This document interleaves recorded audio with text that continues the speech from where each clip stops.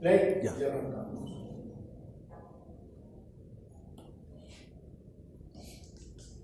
Cinco, 4.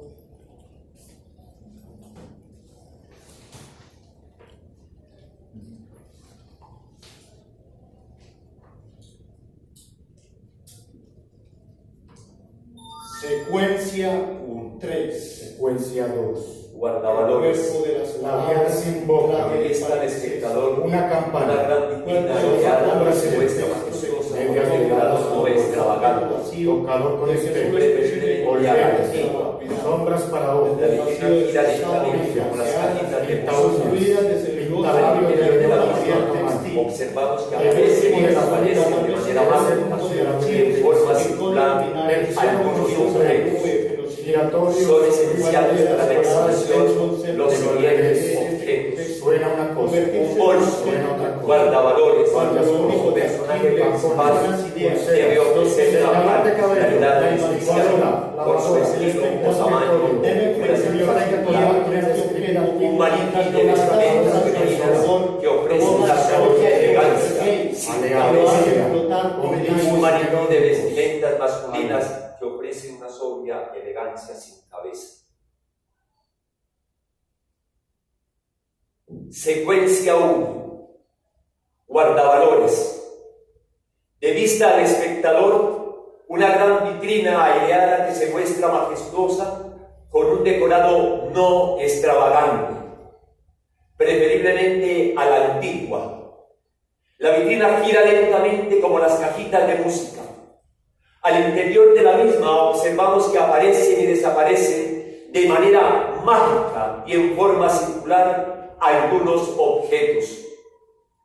Son esenciales para la exhibición los siguientes objetos: un bolso guardavalores, como personaje principal, debe ofrecer una particularidad, en especial por su estilo o tamaño o figuras en particular. Un maniquí de vestimentas femeninas que ofrece una sobria elegancia sin cabeza. Un maniquí de vestimentas masculinas que ofrece una sobria elegancia sin cabeza. Una serie de bolsos de diferentes estilos se contemplan en un punto estratégico de la vitrina. Cuelgan o pueden estar en seguidilla. En los centros esquineros de la vitrina se exponen objetos netamente femeninos: más bolsos, lociones, collares, zapatos, pulseras, gafas de sol y otros. La vitrina tendrá para su efecto la funcionalidad de una cajita musical de cuerda. Debe escucharse sonidos de collares unas veces, otras veces pulseras chocando unas a otras, tapones pasando, música incidental hecha a base de objetos. Surge una voz, y fue aquella mujer de ojos negros y piel canela que me hizo sentir como un bebé. Me abrazó con sus manos tiernas y me apretó contra sus senos. Oh, dulce fragancia, su olor imborrable, recuerdos. Secuencia 2. Labial sin boca. Una campana. Sofá con brasieres, medias veladas y un bolso. Tocador con espejo. Polveras, sombras para ojos, escobillas, pintaúñas, pintalabios de menor a mayor tamaño. El último de la fila debe ser considerablemente visible. Perchero con sombreros giratorios. Sombrilla abierta colgada del techo, pero al revés. Suena una cosa, otra cosa, varias cosas. Tacones, pulseras, secador de cabello, licuadora, lavadora, un escritorio biblioteca con máquina de escribir antigua y una grapadora e impresora. Música de objetos, aleatoria con pisos melódicos. A la luz le da la gana de iluminar la campana, o el sofá, o el tocador, o cualquier cosa. como una discoteca de luces cuya música de objetos no provoca bailar. Los silencios ayudan a concentrar la mirada y la atención. Voz. Nadie me toca, nadie me coge, nadie me prueba. Pasa una escoba barriendo, zarandeándose sobre el piso. Se abre un ala del escaparate que parece biblioteca y un libro sale expulsado contra el piso. Voz. ¡Qué desespero! Estoy que me chupo solo. Iluminaciones en el tocador, reflejos. Voz. Cuando pinte tu boca, Susana, te verás más sensual. Unas chanclas o arrastraderas pasan pesadas y siguen. Voz. Sé que te gustará flotarte conmigo en público o en el baño de damas y dejarme hacer el resto a mí. Un secador de cabello dialoga con la licuadora. Responde el golpeteo de las teclas de la máquina de escribir. Un campanazo silencia. Voz. Yo hago que se atortonen cuando sus ojos se fijan en mi color fucsia que brilla sobre los labios de ella que no para de hablar, o que yo quisiera que no parara de hablar para yo poder lucirme, pero ni siquiera ha sucedido eso, y por lo que veo va a tardar en suceder. Secuencia 3. El cuerpo de las palabras. En clave de palimpsesto. El cuerpo de las palabras es un texto de Gustavo Gómez, narrado por un objeto vacío del que solo es posible conocer desde la vacuidad, desde el vacío de sus páginas blanqueadas, construidas de celulosa o de algún material textil, tal vez un lienzo, o tal vez un conjunto de archivos en código binarios subidos a la nube, pero silentes. El cuerpo de las palabras es un concepto que pretende en este contexto convertirse en un objeto tangible, cuando lo único tangible son las ideas, los pensamientos, la imaginación. El espectador debe enfrentarse sin guía con este objeto mientras los fantasmas a su alrededor provocan cosas poltergeist que lo hacen flotar por el aire, que a veces supera el tamaño del espacio circundante y otras se hace casi invisible por la reducción de su tamaño. Otras veces, una imagen sobre la que podría escribirse de no ser porque no se distingue ni el material de que está hecho, o de la técnica para impregnar los símbolos o las imágenes en sus páginas, si es que las tiene. Puede ser lanzado, disparado, arrojado desde lo alto o catapultado desde el suelo, como también puede ser destrozado, rasgado, fracturado. Se puede mojar, se puede flotar o sumergirse en el agua o en la arena. La sustancia la elige quien lo desee, el artista o el espectador, si los hay. El cuerpo de las palabras le puede suceder cualquier cosa, como le puede suceder a cualquier objeto. También puede ser el cuerpo de las palabras, un lugar poblado de seres multiversales, algunos conocidos, otros desconocidos, con ADNs biológicos y otros tejidos con hebras lumínicas que son suaves al tacto.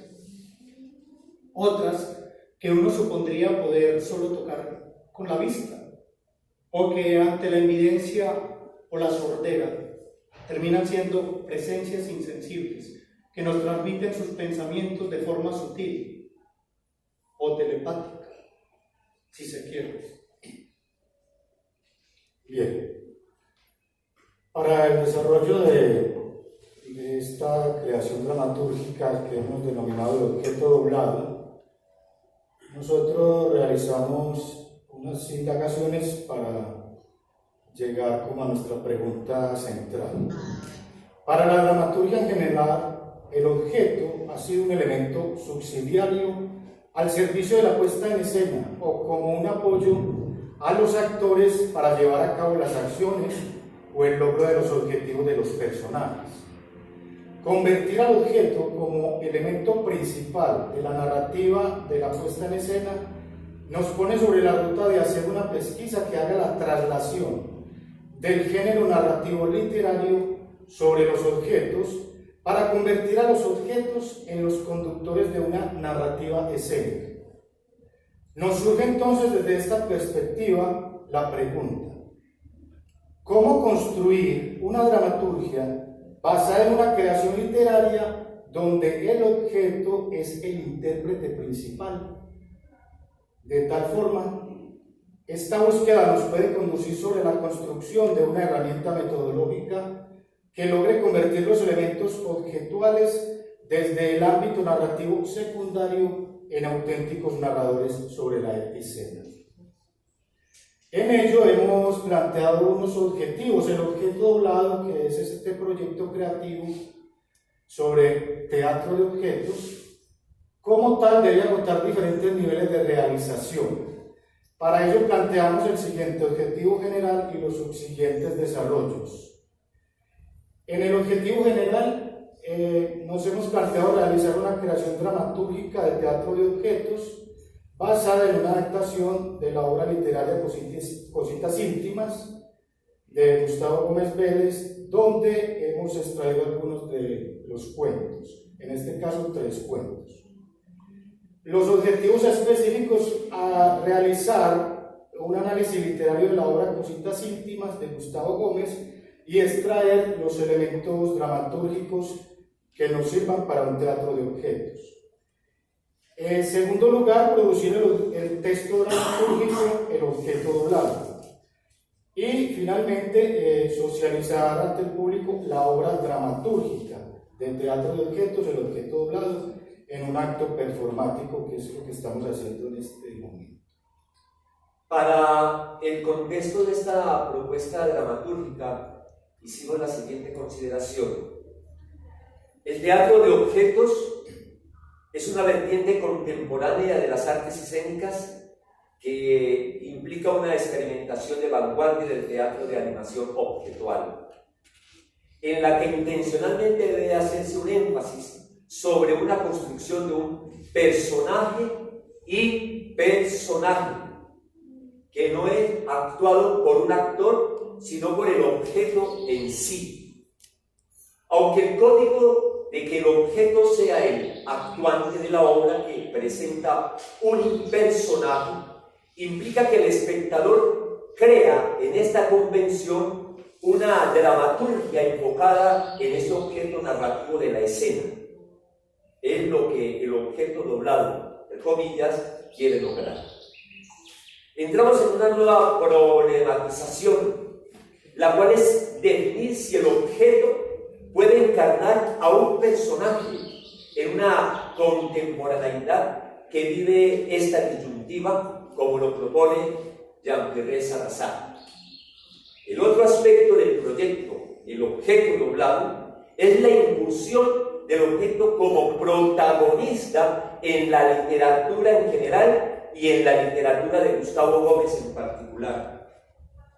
La obra dramatúrgica, surgida de esta interacción literatura y puesta en escena, en particular para este proyecto, está basada en la producción literaria de Gustavo Gómez, quien ha incursionado en la temática sobre el objeto y personaje en el ámbito literario. El estilo de Gustavo Gómez nos introduce en una visión del objeto desde la mirada subjetiva del objeto, como el elemento desde donde se mira la realidad que nos circunda.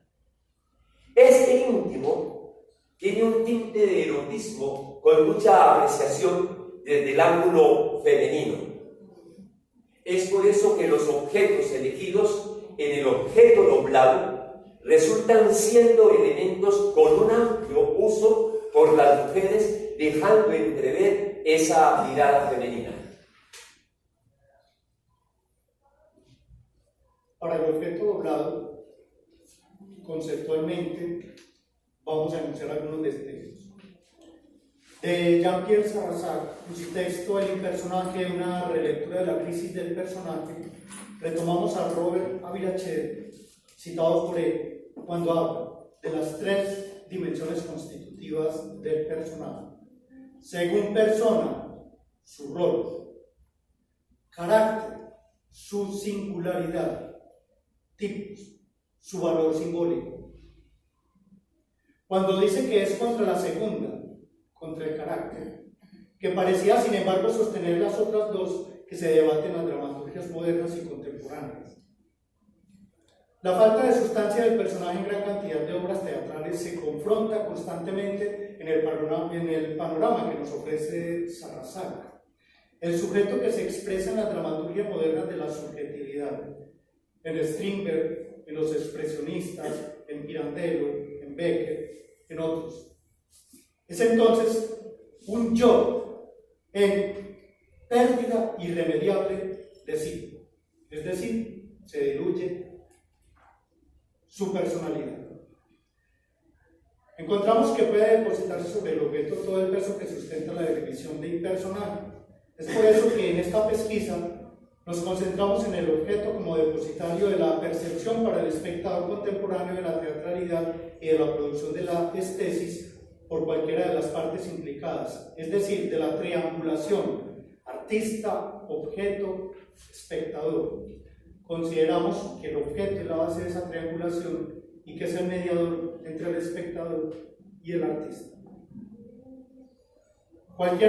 Y tenemos en cuenta que cualquier material inmaterial, en algún sentido, aprehensible o no, que haya sido intervenido por el hombre, ya sea porque se ha transportado, porque se ha transformado a seguir una materia prima, aunque la materia prima en sí es ya un objeto, y que tiene la potencialidad de producir sensaciones en el espectador, le da al mismo su condición de ser activo delante del espectador. Finalmente hemos de trasegar por conceptos de animación de objetos para entender la metodología empleada. Y para ello partimos del análisis del concepto del objeto en la literatura y lo trasladamos a la partitura de la dramaturgia para crear un paralelismo entre ambos contextos.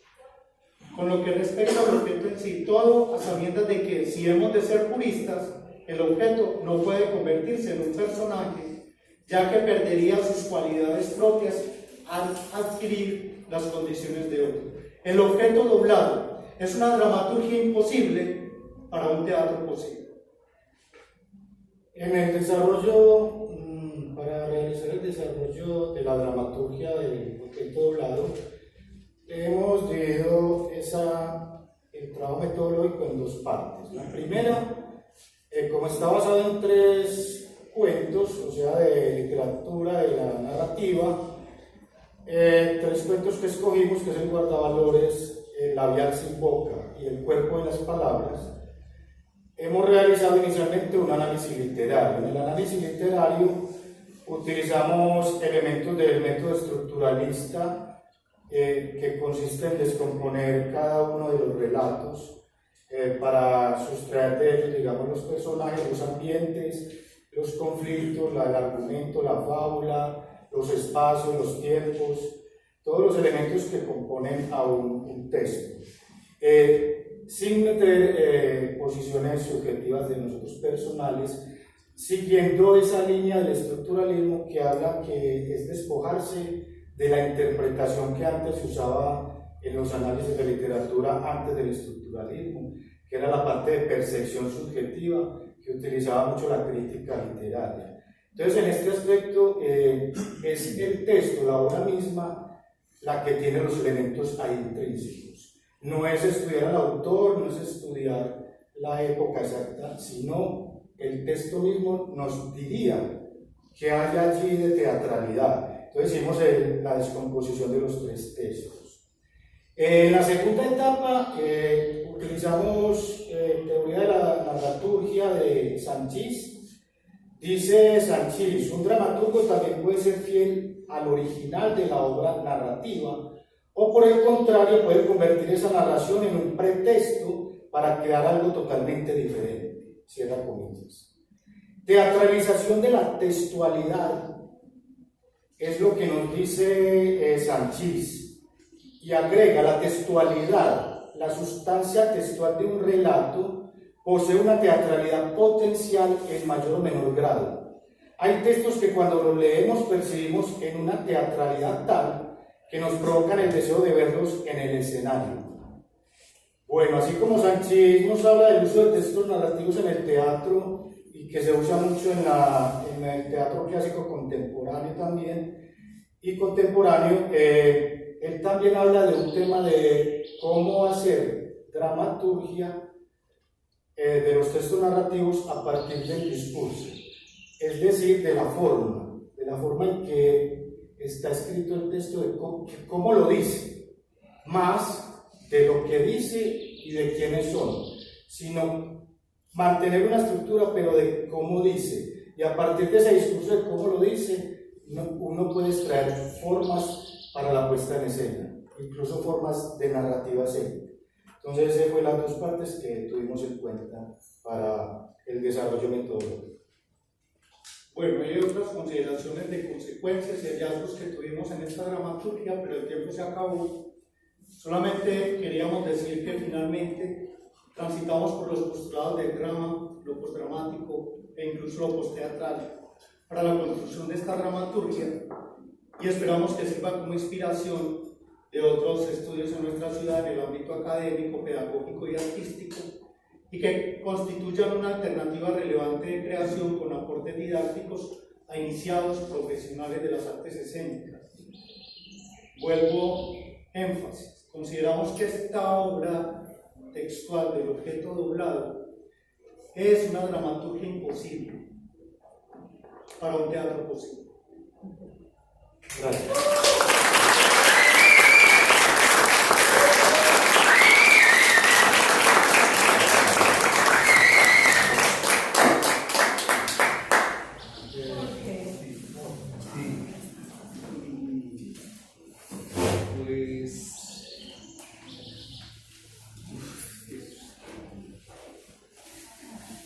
Uno no puede estar por fuera del ámbito de lo que el hombre puede hacer con su cuerpo y con su voz, pues a través de esos materiales, él da cuerpo a lo que se imagina.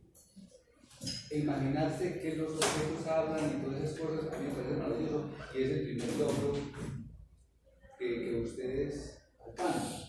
Y el segundo logro es, después de la investigación, decir que ¿es la dramaturgia qué? Una dramaturgia imposible para un teatro posible. Sí, es imposible. Pues descubrieron que eso es imposible, porque yo veo que la demostración hace que eso es imposible. Pero hay una cosa maravillosa, pues la investigación, como digo, pues el gran logro. Pero fíjense que en la literatura eso es posible. En el cine eso es posible. ¿Cómo hacer eso en teatro? Eso es que queda la pregunta. Porque es que queda como el del clown, el del payaso ayer, el error. Sí, ¿no? Y bien argumentado y cada cosa, sí. Y la demostración se queda, porque lo primero que debe hacer el payaso es ser virtuoso en el error. Es decir, él tiene que saber tocar, tiene que hacer sonar esa cosa. Hasta ahí le llegó. Entonces, pero esto no es una crítica, a mí me parece que es súper uno llegar y poder descubrir que no es imposible. Entonces ese no posible nos da otra posibilidad, por dónde tengo que resolver el asunto. Sí. Quería decir algo respecto, que no lo mencioné en la parte metodológica y que también es un hallazgo del cine. En el desarrollo de la dramaturgia, cuando íbamos a empezar a producir los textos ya a nivel dramaturgia, la dificultad era, por ejemplo, esa. ¿Cómo? Si notan, nosotros leímos solo fragmentos de cada uno de los tres secuencias. Vemos como la primera parte de cada uno. Resulta que éramos cómo hacerlo, o sea, pongamos la parte más creativa, porque se supone que es un proceso. ¿Cómo hacemos que eso literario, como dice Jorge, que pues uno como escritor se imagina? Pues de hecho, tengo casi 20 cuentos sobre efectos que van a ser publicados ahora en la alcaldía, ahorita en noviembre. Entonces, Ricaurte, Gustavo y yo era el que le ha gustado el personaje, hacer personajes.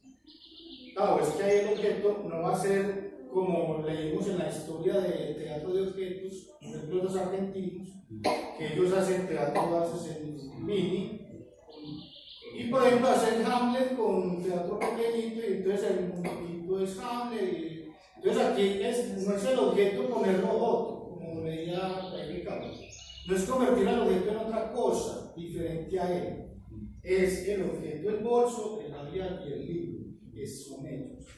Pero como literariamente, pues sí, uno lo pone a volar, que el libro habla, que este habla y que este habla. Entonces, a nivel de dramaturgia también puede hacerse, pero en la realización escénica, como dice Ricardo, el director o el que hace con eso. Usted verá, pero lo puede hacer. Entonces la creación fue eso. Y lo otro interesante, que el reto de los tres, cada uno escriba uno. Con la indagación literaria del análisis, por ejemplo, Gustavo quería conocerme a mí más como autor, y yo le dije que fuera a vivir conmigo. Entonces resulta que cuando ahorita le iniciamos que el estructuralismo nos permite alejarnos del autor, que es el que conoce cómo era el autor, no, el texto como tal. Entonces el análisis literario nos permite a los tres coger cada uno el texto y decir, bueno, con este análisis, bueno, yo busco con el narrador a quién está dirigiendo eso, cuáles son los espacios donde puede estar esos objetos, y que los objetos fueran factibles. Por ejemplo, que la música sea hecha con objetos, la música incidental, no tan melódica, no una música de melodía, no, con objetos cotidianos.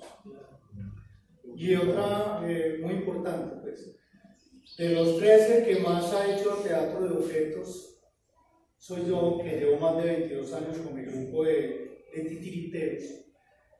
Y uno de los hallazgos de este proyecto es distanciarse del muñeco, distanciarse del personaje, distanciarse de la fábula, que es muy propia del teatro infantil y del teatro con títeres y muñecos. Entonces es entender que en esta dramaturgia no pretendemos que el cuerpo de los objetos se convierta en un títere, sino que él sea en sí mismo el objeto. Y una cosa muy, muy importante que descubrimos con el teatro objetual es que el objeto no pretende representar. Entonces, por eso hubo que eliminar la palabra representación y hubo que eliminar la palabra personaje, y nos tuvimos que apropiar del concepto impersonaje, porque el objeto no representa, él no asume otro rol ni otra característica, él es. Y por lo tanto, él es como la esencia pura de lo que significaría un impersonaje, que no tiene un constructo psicológico, que no tiene una antropomorfización como nosotros lo pretendemos, y que es el peligro de la dramaturgia, porque entra a convertirse en algo psicológico. Es difícil. Yo creo que incluso desde la dramaturgia ya es imposible hacer la dramaturgia de los objetos como una imposibilidad escritural. Pero luego representarla y ser purista en esa conceptualización hace que eso sea aún más radical, que sea mucho más difícil de llevar a escena. Quería hacer una anotación, y es que Gustavo Gómez va a publicar estos cuentos, los que leímos acá y otros 18 cuentos más. Y esta es la carátula del libro, que ya en 15 días vamos a estar lanzando el libro. Entonces, ahí cierro, y si hay alguna otra inquietud, con mucho gusto. No, es que es muy interesante una cosa, ya que lo menciona. Yo cuando estaba terminando los cuentos, había un amigo que pintor de la estrella, que yo lo conocía pues hace tiempo, y le dije que le diera los textos, que algún día yo quería hacer el libro, y que me gustaría que la imagen me la hiciera él. Resulta que él leyó pues varios de los cuentos de objetos, y le dije, yo quiero que haya una creación un poco de objeto ahí. Él me hizo 2 cuadros y escogimos este. Entonces él lo hizo basado en lo que leyó, su percepción, ¿sí? Simplemente que lo vamos a usar en la imagen de la carátula. Bueno, si no hay más preguntas, muchas. Gustavo. Para concluir, no vas a ahogar. Vaya a convertirse con Carlos Alberto. Mi total asombro, varias cosas. Desde mi total asombro, varias cosas que la voy a nombrar de manera muy sencilla. Y es poner el nombre de Adriana Peggy, en darle las gracias, porque en 2 o 3 ocasiones insistentemente me llegó esta razón de que me metiera en esta cosa de la profesionalización. A él le agradezco profundamente este paso, salto que di, y de ahí es de mi asombro, no sé, será mi ingenuidad, el que, por ejemplo, con esta experiencia, de este trabajo, por lo que ha sido la mía y la de muchos a manera empírica, pues esto me pregunta muchas cosas del oficio del actor. ¿Cuáles las tiene uno claras? ¿Cuáles no las tiene claras? ¿Cuántos asuntos teóricos lo sabe, pero en la práctica uno no los hace? Entonces me parece que esto es un camino, una mina de oro, digámoslo así, para seguir trabajando. Hasta tal punto de que ha habido el interés, el entusiasmo de los 3 de armar esta propuesta para la ciudad, ¿sí? Porque a ver en qué atolladero nos metemos.